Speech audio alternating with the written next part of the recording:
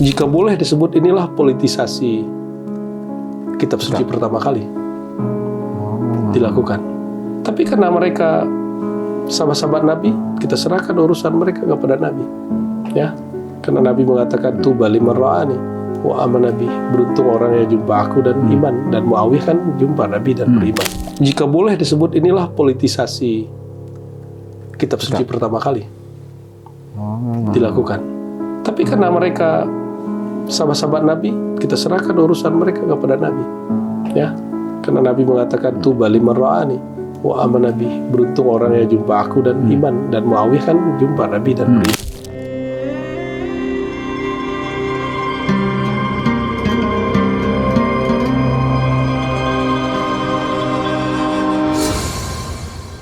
Bismillahirrahmanirrahim. Assalamualaikum warahmatullahi wabarakatuh. Assalamualaikum. Sahabat Ribat dimanapun Anda berada di seluruh Nusantara ini, kita berjumpa kembali dalam konten kita kali ini, Kasaf, kajian akidah filsafat. Alhamdulillah, puji syukur kehadirat Allah SWT. Sampai saat ini kita masih dianugerahi kesehatan, keimanan, kemudian keislaman yang terpatri dalam diri kita masing-masing. Dan juga seiring dengan itu selawat beriringan salam kita berdoa semoga senantiasa tercurah kepada junjungan kita Nabi besar Muhammad SAW. Sahabat Ribat, alhamdulillah pada kesempatan kali ini telah hadir bersama kita guru kita Buya Dr. Ar-Razi Hashim MA. Dan ini melanjutkan dari topik-topik kajian sebelumnya, di mana dua episode sebelumnya kita telah membahas tentang awal mula perpecahan di kalangan Islam pasca wafatnya Rasulullah SAW. Nah, pada kesempatan kali ini barangkali kita akan lebih mendalami tentang awal munculnya golongan atau kelompok yang keluar dari barisan besar sahabat Nabi, atau yang lebih kita kenal dengan kaum Khawarij. Bagaimana sahabat? Tetap santai, tetap serius, sediakan makanannya, mungkin kopi-kopinya. Kita mulai kajian pada episode kali ini. Kita silakan kepada guru kita untuk membahasnya. Silakan Buya. Bismillahirrahmanirrahim. Alhamdulillah wassalamu wa ba'du. Wa nasallallahu yaj'alna minal ladzina rahimahullah hatta asamana minal firaq wa tafarraqna min rabbil alamin. Baik, Buya Mursal, kita sebelumnya tawakuf berhenti pada konflik sahabat-sahabat Nabi. Jadi orang-orang yang dijamin masuk surga pun ternyata mereka tidak dijamin untuk tidak berselisih. Mereka tidak dijamin untuk tidak berdosa. Oleh karenanya, jika kita melihat hari ini para politisi, pemimpin, bahkan sebagian tokoh agama terjebak pada konflik ataupun ketidaksucian itu, kita maklumi karena mereka tidak nabi. Mereka itu sangat mungkin untuk mengalami hal-hal seperti itu, karena orang-orang yang jumpa dan melihat wajah baginda Rasulullah itu juga melakukan hal yang sama. Jangan dikira Buya Mursal tidak ada korupsi di zaman pemerintahan para sahabat. Ada. Karena sahabat itu mereka manusia biasa. Yang tidak biasa dari mereka adalah mereka jumpa Rasulullah dan tahu cara untuk kembali kepada ajaran Rasulullah. Oleh karenanya, kita tidak berlebihan juga seperti beberapa kelompok yang terlalu mengkultuskan sahabat atau para guru, para wali, sehingga meletakkan mereka hampir setara dengan Nabi yang tidak berdosa. Ya. Sebelumnya saya pernah menyampaikan bahwa Sayyidina Ali memindahkan ibu kota dari Madinah ke Kufah, lalu mengatur strategi perang untuk menaklukkan sahabat Nabi yang juga ipar Nabi, saudara dari Sayyidah Habibah atau Hubabah ya, yaitu Muawiyah bin Abi Sufyan.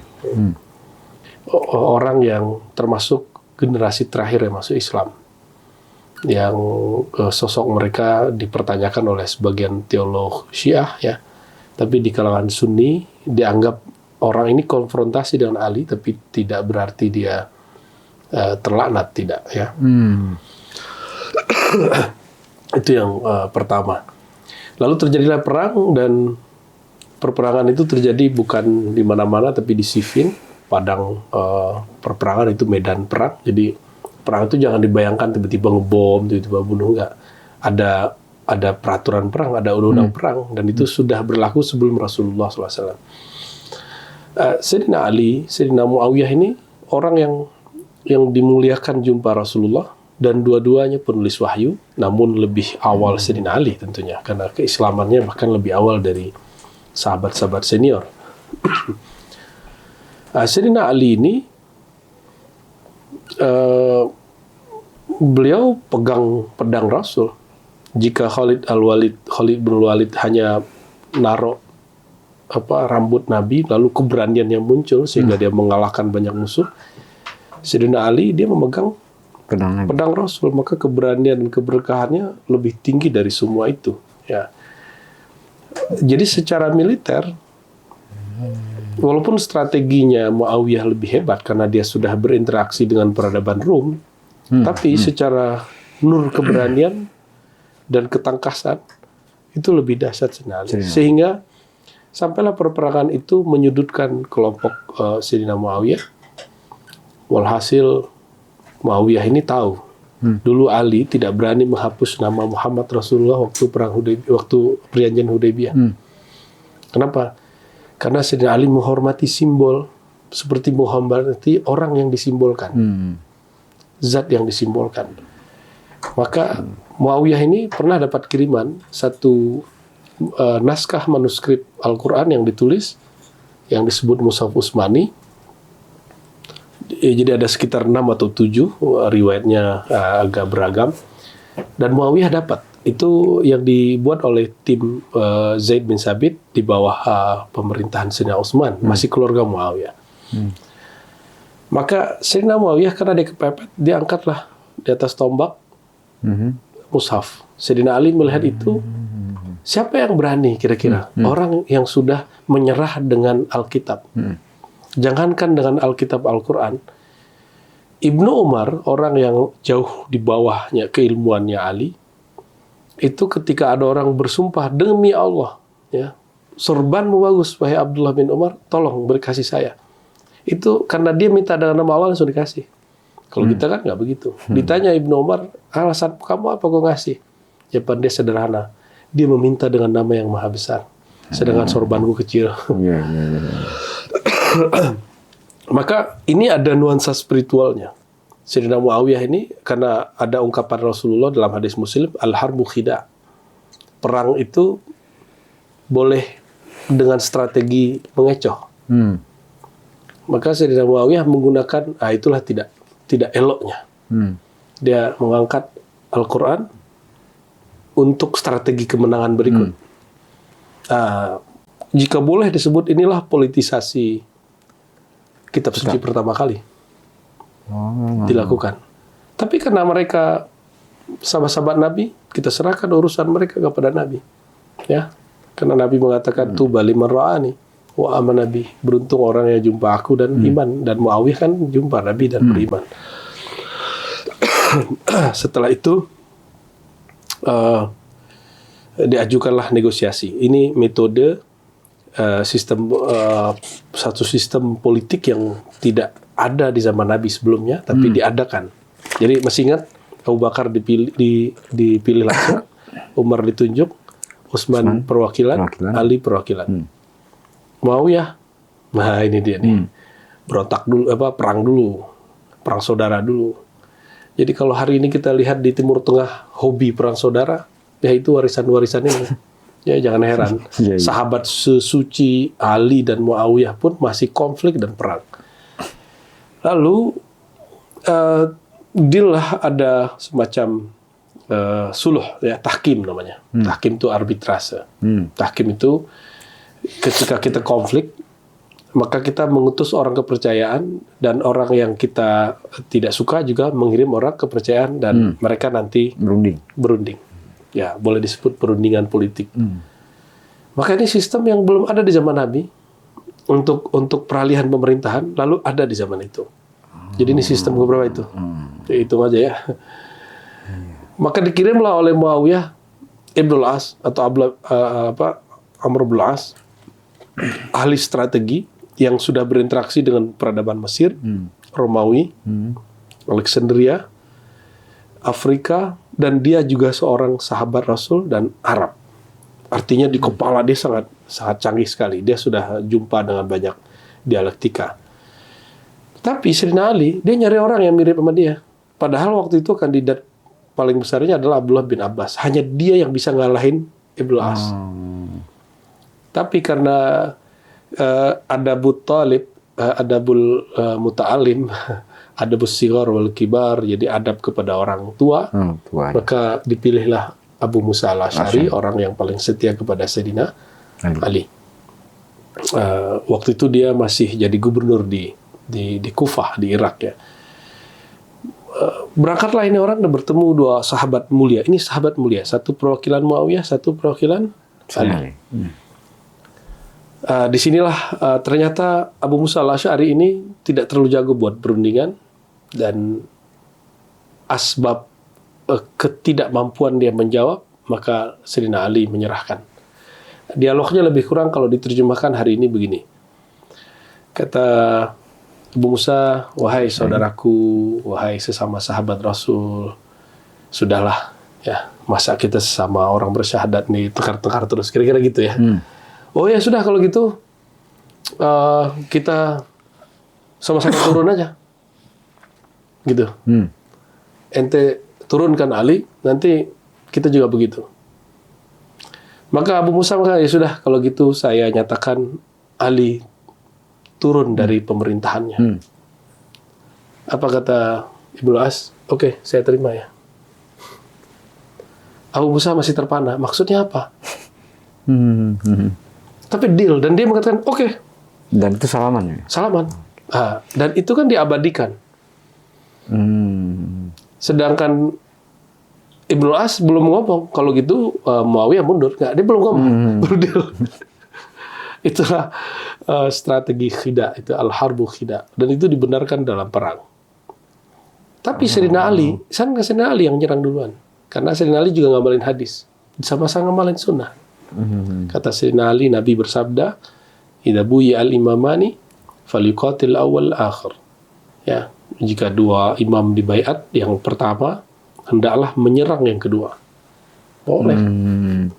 Jadi ini ngamalin sunnah, ini ngamalin sunnah.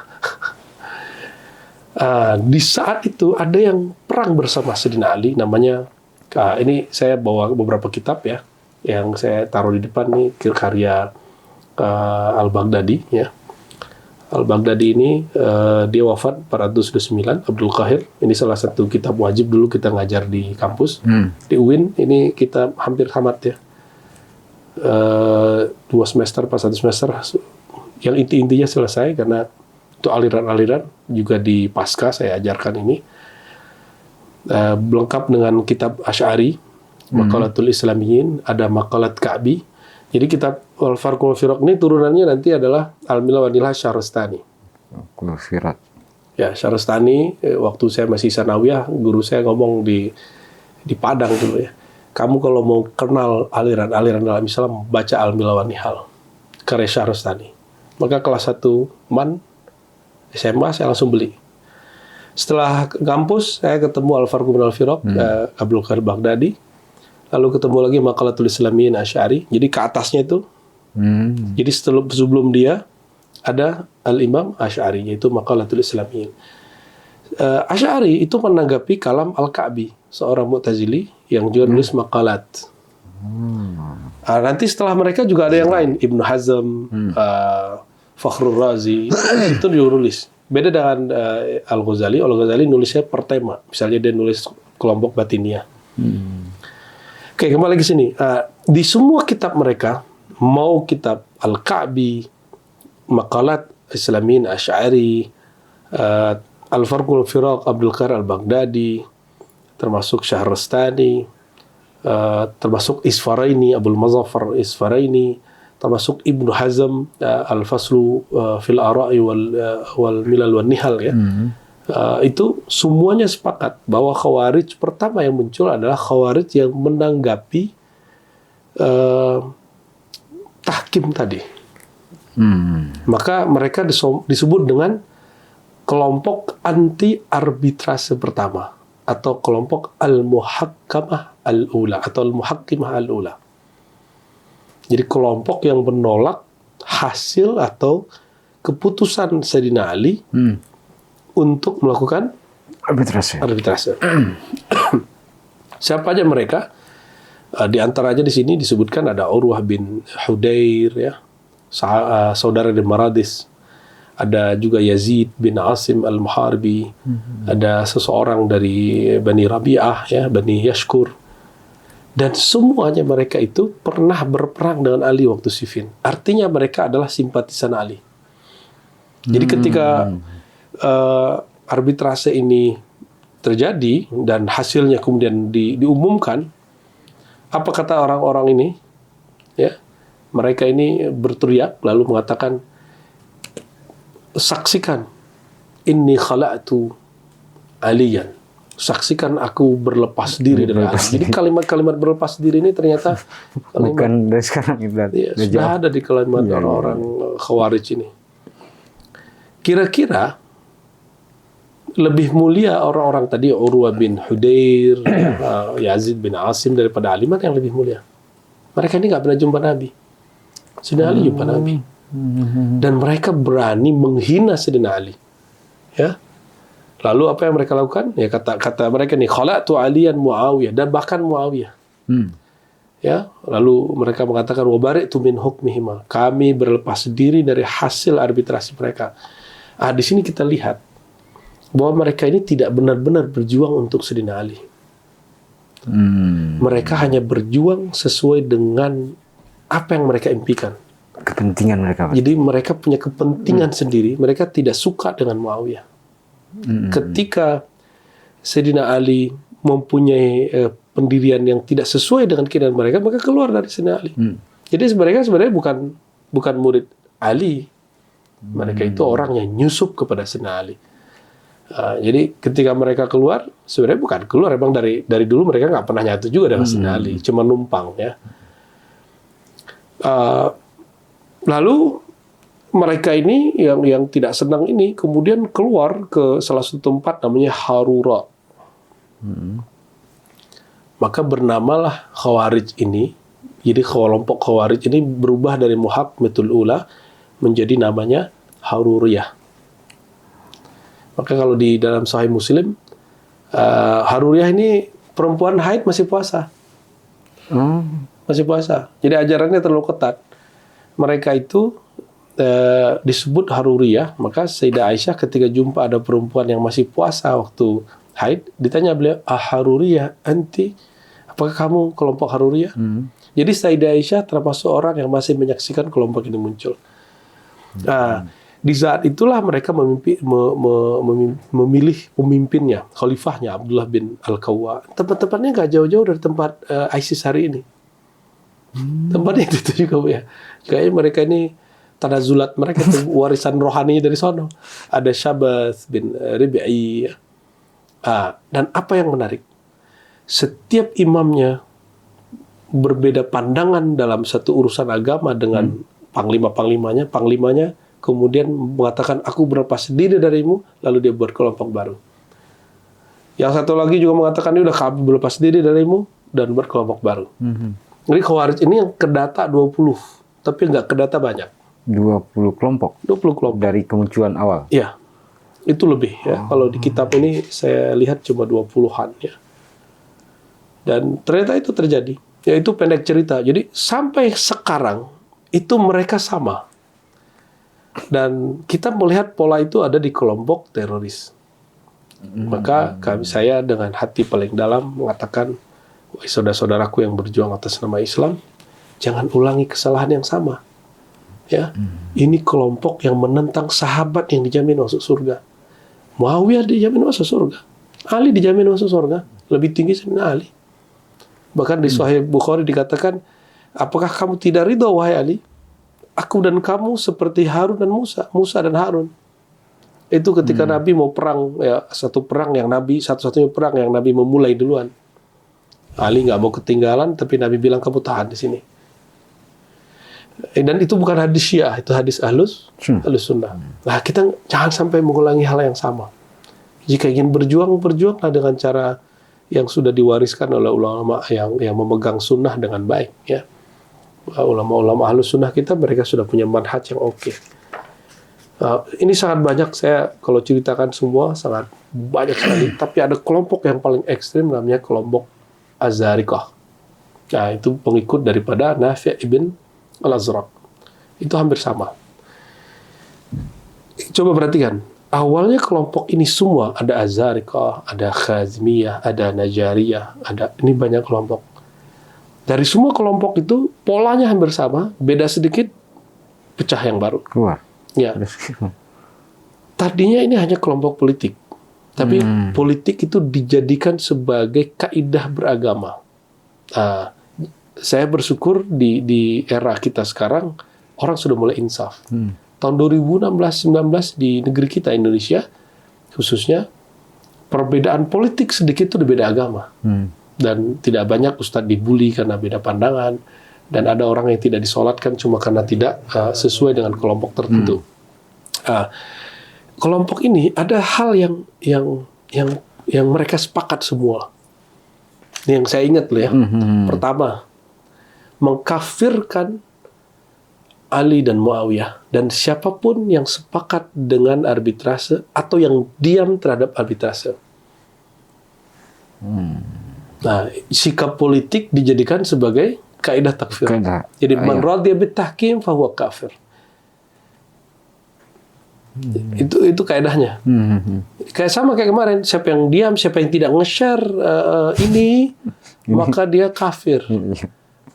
Apa kata anak cucuku 10 tahun lagi, ya kan dulu gitu. Dan itu mereka dapat wahyu, bisikan dari siapa, ilham dari mana?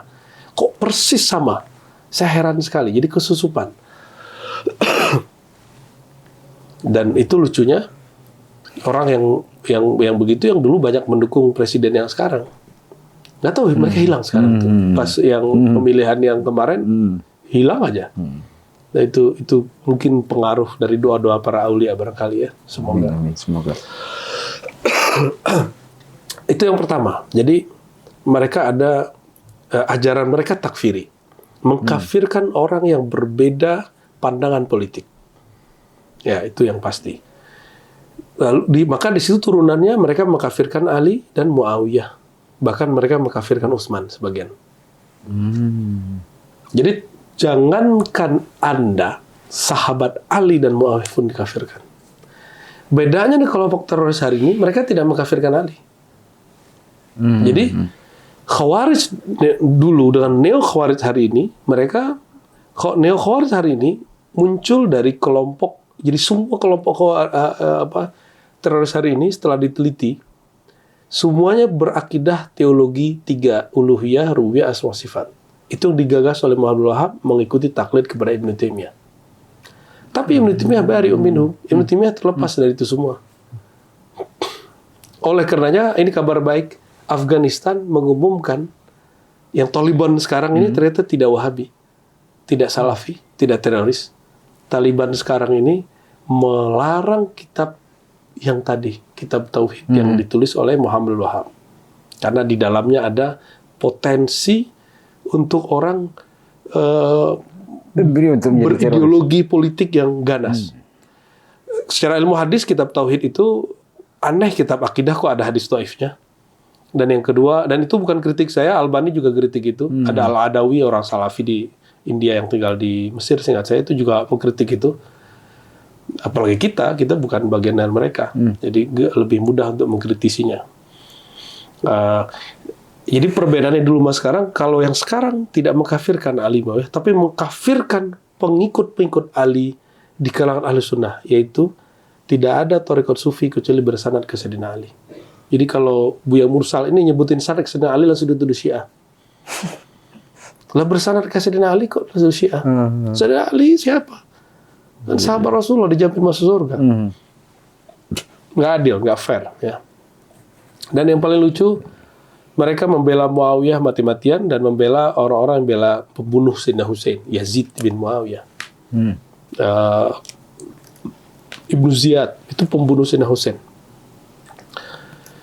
Itu mengerikan, kok bisa hati dia senang sama para pembunuh itu ya. Ya mungkin tanazulat mereka itu barangkali. Kelompok ini ada aliran keduanya itu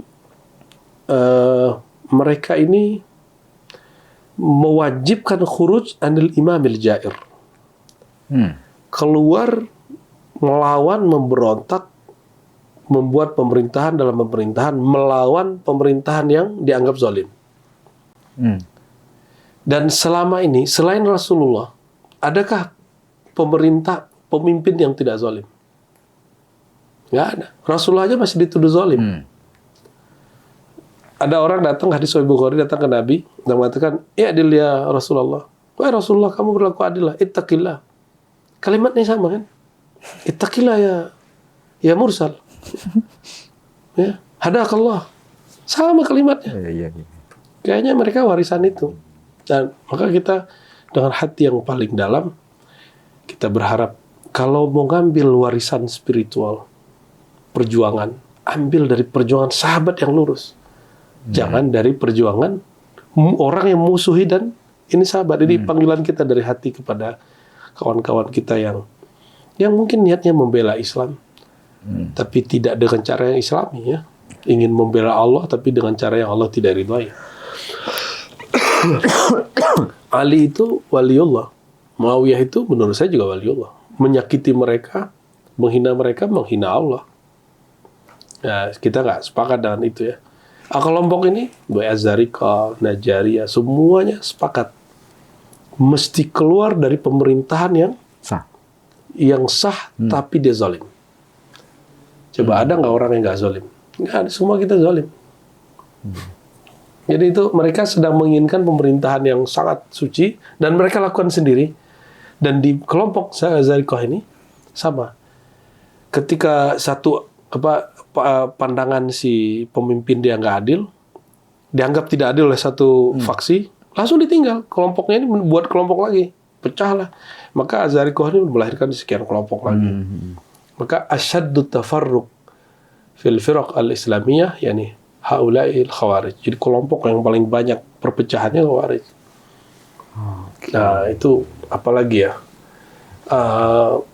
Itu masih politik yang diteologikan. Ada lagi yang bab teologis. 90% Khawarij mengkafirkan orang berdosa. Jadi bagi mereka nih nggak berjenggot ini ada jenggot ya, kafir itu. Melanggar sunnah itu dulu ya, nggak tahu kalau yang sekarang ya, tidak jingkrang ya, nggak tahu kalau yang sekarang tuh tawasulan, syirik akbar. Kalau Khawarij yang lama nggak sampai ke bab tawasul. Mereka hanya sampai pada siapapun pelaku dosa besar, itu kafir. Nah, hanya ada satu kelompok yang seingat saya namanya Najariyah, mereka memfasikkan aja. Nah, coba perhatiin itu, Buya Mursal. Di kelompok Mu'tazilah, kalau Khawarij tadi kafir pasti masuk neraka. Ya. Kalau Mu'tazilah nanti kita bahas, ada satu pertemuan nanti Mu'tazilah. Orang yang fasik, orang pelaku dosa besar, mati tidak tobat, maka dia disebut fasik. Fasik itu tidak kafir, tidak mukmin. Itu yang disebut manzilah pada manzilatain. Dua status. Bukan antara surga neraka, itu ajaran. Itu persepsi orang baca Mu'tazilah nggak benar. Status dia, tidaklah dia mukmin, tidaklah kafir. Kan manzilah, bukan manzil. Kalau manzil kan tempat, fisik. Kalau ini manzilah, imateri. Nah, status ini dia sebut fasik, dan fasik di kitab-kitab Mu'tazilah khalidan mukhaladan finnar, kekal masuk neraka. Apa bedanya sama Khawarij? Jadi Mu'tazilah itu Khawarij batini, mengerikan itu. Sedangkan Khawarij ini sudah jelas, ya sudah jelas.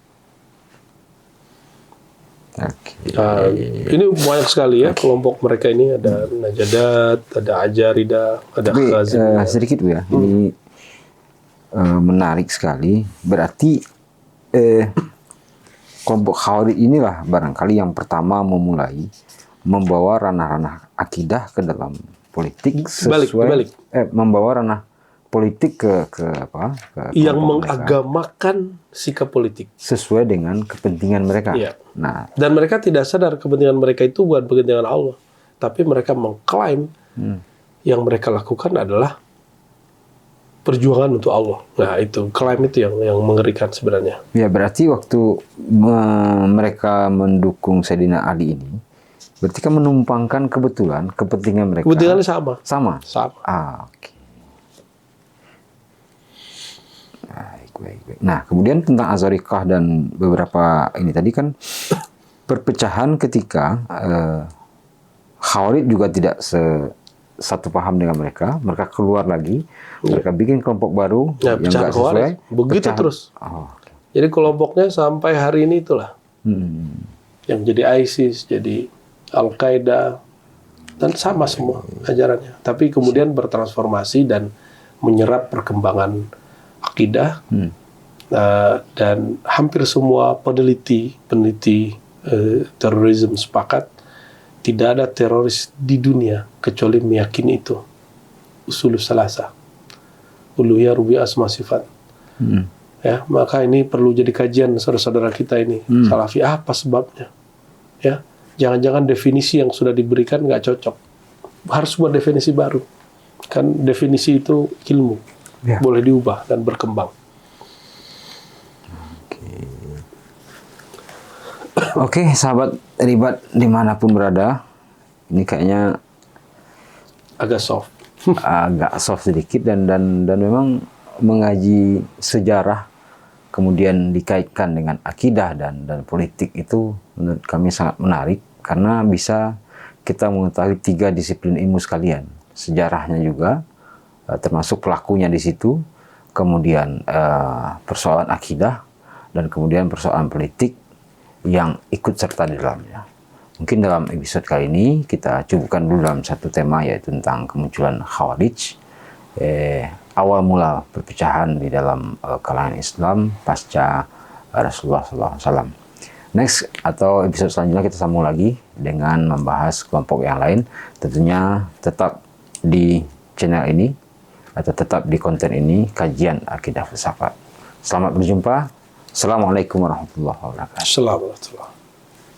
Bangun istanamu di surga bersama program Wakaf Surau Ribat Buaran. Ribat Nurani Hasyimiyah merupakan pusat kajian ilmu keislaman khususnya dalam bidang akidah, fikih, dan tasawuf yang juga menjadi tempat halaqah zikir. Didirikan dan diasuh oleh Abuya Dr. Haji Ar-Razi Hashim M.Mahum dan menjadi sebuah yayasan secara resmi pada 18 November 2021. Cikal bakal kehadiran yayasan ini sudah ada sejak 2011 dan dengan spirit yang dibangun sejak saat itu, hingga sekarang Ribat Nurani Hasyimiyah terus aktif mengadakan kajian dan zikir secara rutin. Pada awalnya, seluruh kegiatan Ribat terpusat di Komplek Ruko Ciputat Indah Permai dengan kapasitas sekitar 70 orang. Seiring berjalannya waktu, antusiasme jemaah terus bertambah sehingga kapasitas ruangan kurang memadai untuk menampung sejumlah hadirin. Inilah yang menjadi salah satu tujuan pembangunan Surau Ribat yang saat ini sudah masuk tahap konstruksi sejak 1 Agustus 2024. Selain untuk memfasilitasi ruangan kajian yang lebih kondusif, surau ini juga dibangun untuk berbagai kegiatan ke depannya. Salah satu di antaranya juga untuk kegiatan zikir dan suluk bagi para salik. Untuk itu, kami mengajak para sahabat untuk turut serta dalam menebar manfaat dan syiar dakwah melalui program wakaf pembangunan Surau Ribat Buaran. Wakaf bisa disalurkan melalui nomor rekening yang muncul pada layar atau juga bisa melalui website resmi kami di wakaf.nuraniyaofficial.com. Melalui website tersebut, sahabat bisa mendapatkan informasi terkini seputar perkembangan pembangunan surau. Untuk memulai wakaf, cukup klik donasi sekarang, lalu pilih nominal yang tersedia atau silakan masukkan sendiri nominal yang ingin diwakafkan. Klik tombol lanjut ke pembayaran dan sahabat bisa masukkan nama serta nomor WhatsApp yang nantinya akan digunakan untuk mendapatkan pesan wakaf secara otomatis. Sahabat juga bisa memberikan doa terbaik sebagai bentuk dukungan untuk pembangunan surau. Terakhir, klik transfer sekarang untuk memproses data wakaf sahabat. Untuk segala bentuk dukungan dari para sahabat semua, kami ucapkan terima kasih. Jazakumullah ahsanal jazaa wa barakallahu fiikum.